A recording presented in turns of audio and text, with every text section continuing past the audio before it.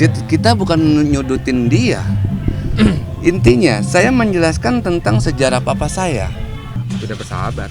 Tidak bersahabat. Tidak bersahabat. Tidak, ya satu itu, yang kedua tidak merasa menghormati ibu saya, karena ibu saya itu adalah istri yang pertama.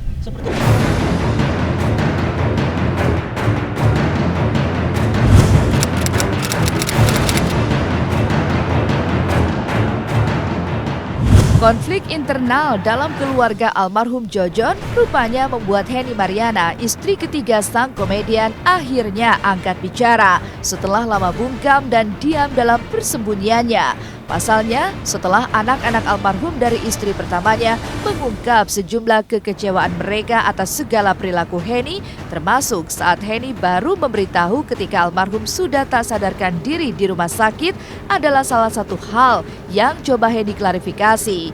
Lantas, apa yang membuat Henny baru memberi kabar perihal sakitnya almarhum ketika Jojon telah terbaring koma tak sadarkan diri di rumah sakit? Yang saya katakan saya baru koma, baru ketemu, itu tidak benar. Karena hari Senin aja saya masih komunikasi kok. Saya udah katakan, "Ma, saya minta duit buat bayar listrik." Saya jawab, "Nanti ya Di, Mama lagi di rumah sakit.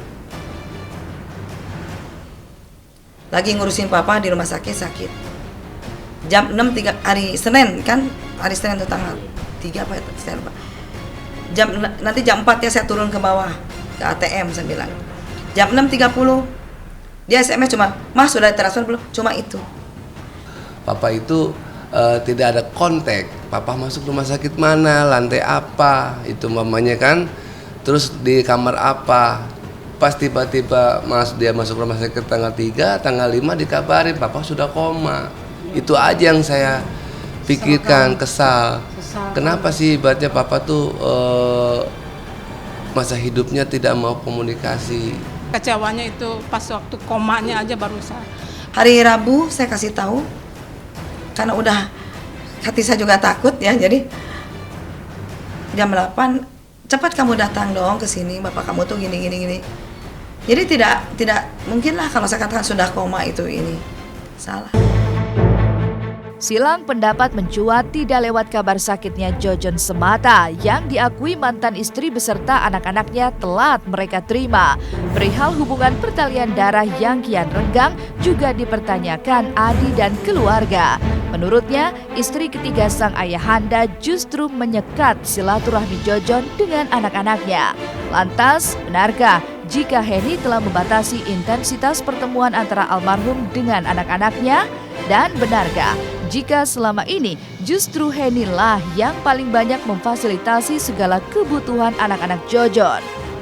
Saya tidak pernah merebut ataupun membatasi, menghalangi yang katanya itu apa memisahkan silaturahmi. Itu saya tidak benar sama sekali. Dan saya tidak pernah melakukan hal seperti itu. Karena sedikitnya juga saya tahu aturan. Tidak mungkin ayah dan anak bisa diputuskan secara oleh saya apa silaturahmi, karena saya mengerti gitu. Masalah pertemuan ya, memang adik-adik saya tidak bisa ketemu, ya kan. Cucu-cucunya tidak bisa ketemu, ya kan. Kalau masalah omongan itu sebenarnya benar, jangan menyangkal. Ya silakan kalau Anda masalah menyangkal gitu ya. Yang paling sering untuk bertemu dengan saya, bukannya saya membatasi telepon dan bagaimana. Kalau mereka umpamanya dia mau ketemu, memang ada, "Mah, saya mau ketemu papa." Ya udah, papa lagi sibuk, ada tuh di tempat anu. Ya kalau dia memang mau bertemu, ya silahkan. Tapi kan mereka tidak lakukan, ya kan? Malahan yang paling besar yang sering bertemu, ya itulah. Saya jujur, dia membicarakan masalah ya keperluan masing-masing pribadi. Keperluan pribadi yang disebut Henny seolah menyiratkan bahwa pertemuan Jojon dengan anak-anaknya justru kerap membicarakan materi semata. Tapi bagaimana dengan kisru soal harta gonogini yang juga digadang-gadang menjadi pemantik konflik internal dalam keluarga almarhum Jojon? Sebetulnya harta gonogini dari mana dan gimana itu saya tidak tahu ya. Yang jelas kalau saya menguasai itu tidak benar. Sama sekali tidak benar. Kalaupun yang dikatakan oleh mereka itu harta Gonogini berasal dari mana? Karena saya jujur aja, almarhum menikah dengan saya merintis dari nol lagi. Dikarenakan harta Gonogini yang dihasilkan dengan mantan istrinya sudah diberikan kepada mantan istrinya dan anak-anaknya. Ini kedengaran di berita katanya ada urusan warisan, saya tidak ada. Dari dulu juga kita tuh sayang sama orang tua, sayang sama mama. Ini ibu saya dilahirin sama ibu saya. Tanpa papa sama ibu saya nggak akan jadi saya lah, gitu. Makanya tanpa papa besar hidup populer gitu kan. Tanpa ibu saya nggak bakalan sukses.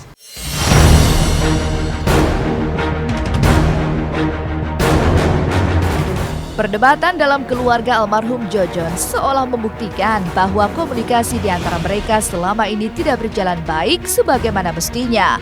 Lalu, apa yang membuat pertalian keluarga di antara mereka bisa renggang dan meruncingkan konflik di saat Jojon sendiri sudah tak lagi berada di sisi mereka? Benarkah jika Henny menutup diri dari keluarga mantan istri almarhum Jojon dan anak-anaknya? Saya tidak melakukan ataupun merasa seperti apa yang mereka tuduhkan terhadap saya. Saya masih terbuka untuk saya pintu silaturahmi, musyawarah datang dengan baik. Sampai detik ini tidak ada telepon maupun kunjungan untuk silaturahmi kepada saya. Mereka hanya berucap atau membuka statement di infotainment aja. Almarhum itu nggak apa ketakutan, kenapa ketakutan? Saya itu orangnya fleksibel, nggak ada mendoktrin begini. Saya ini siapa? Saya ini seorang istri yang memanut sama suami, yang turut. Justru saya di sini yang sering memfasilitasi kalau mereka mau apa dan sebagainya. Tidak, saya tidak pernah. Kalau saya bersumpah itu tidak lucu lah. Dan konflik yang kian meruncing tentu tak bisa diredam jika tidak ada niatan dari kedua belah pihak untuk menyelesaikan persoalan ini. Dan ketika Henny dengan pihak mantan istri almarhum Jojon sama-sama menyebut siap menyelesaikan persoalan ini secara musyawarah, akankah mereka duduk bersama untuk menyudahi konflik ini? Ataukah ini sekedar wacana di permukaan saja? Silaturahmi, musyawarah keluarga itu sebetulnya lebih baik daripada kita berucap sana sini yang belum tentu kebenarannya akan melukai hati orang lain. Ya kan? Itu aja harapan Bunda. Karena Bunda sendiri juga udah nggak mampu lagi untuk bicara banyak. Kekeluargaan aja, Kita kekeluargaan aja, ya. Ya maaf nih, saya tuh ini. Tolonglah kita juga punya nomor HP mama ya, masing-masing bunda udah punya lah, punya. masing-masing Tapi ibaratnya oke, apa anaknya yang kita hubungi, tapi ya ibaratnya kalau mau komunikasi marah-marah ya kita siap. Marah-marah di mana, ya kan? Kalau umpamanya dia diam nggak diangkat, ya tolong diangkat, gitu.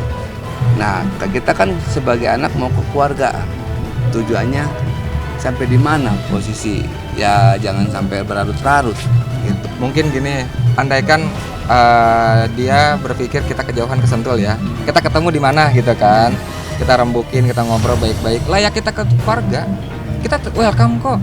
Kenapa harus ada rasa ketakutan seperti itu gitu loh? Lain persoalan di internal keluarga almarhum Jojon, lain lagi konflik guntur bumi dengan sejumlah mantan pasiennya yang terus berlarut.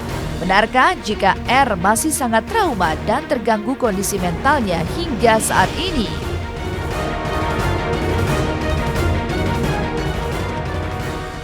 Pemirsa, khusus esok 18 April 2014 kami akan hadir menemani Anda mulai pukul 14.00 waktu Indonesia Barat.